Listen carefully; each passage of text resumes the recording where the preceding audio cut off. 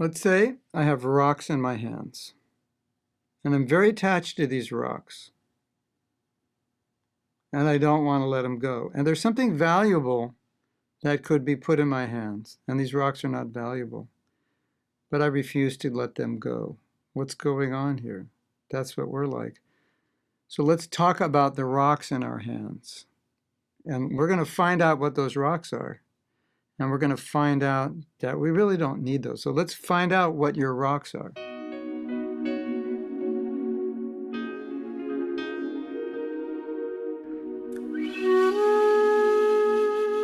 The title of this video is Drop the Rocks.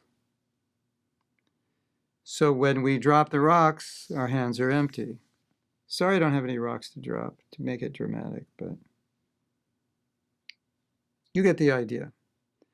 So Krishna says surrender. And when we hear the word surrender, we think, I have to give up something that I'm not going to be able to live without. But what Krishna is really asking you to give up are the things which are blocking you from the relationship you have with him. Things which are not good for you. That's all. And Krishna is saying, if you will just drop the rocks, then I can put in all these jewels in your hand, jewels of bhakti. And so you're not really surrendering per se, you're really getting a lot more, and what you're surrendering or giving up are only the things that are just problematic for you anyway. So it is weird, we all know this, that we have some rocks that are really harmful for us, but somehow or other, we're keeping them, we're taking care of them. Doesn't make sense. So what I want to ask you now is, make a list of your rocks. What are they? What are the rocks that you're holding on to that you don't need?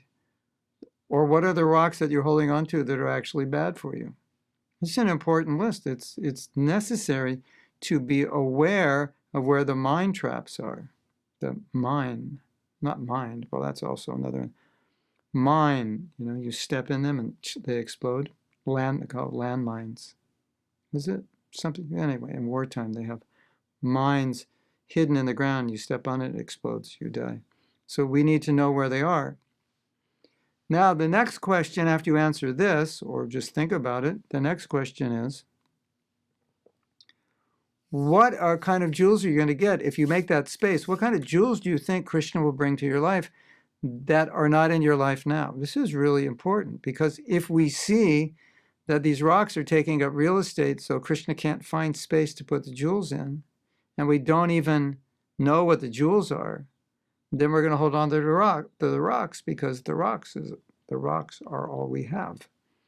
So what jewels will Krishna put in our hand? Think about that. What he could give you if you made space.